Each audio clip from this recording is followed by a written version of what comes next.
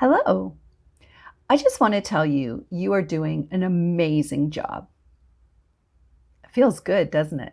When somebody tells you that you're doing a good job. But how often do people really tell each other that? Unfortunately, we are more likely to say things like, if you had studied harder, you probably would have done better on that test. Or, if you had just worked a little bit harder with a little more discipline, I think you could have got done this chore much sooner.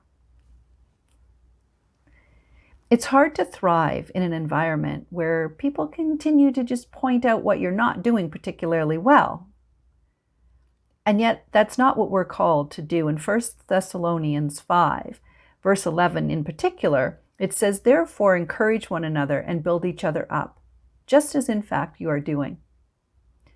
So it feels good to be told we're doing a good job, but it's also a directive in the Bible that we are supposed to hold one another up, that we are to encourage each other, that we're to tell each other when things are going well and we're doing things right.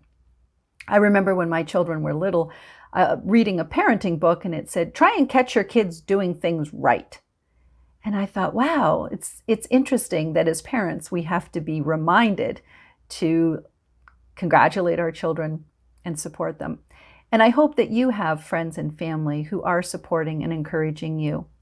This is a challenging time for everyone. We're still in the throes of COVID-19. The education model is very different and unique this year. And I just want to let you know that you're doing a good job. You're going to school, you're doing your homework, you maybe have a part-time job, you might be going to church or attending classes or studying the Bible on your own. You're trying to figure it out, and it's not easy.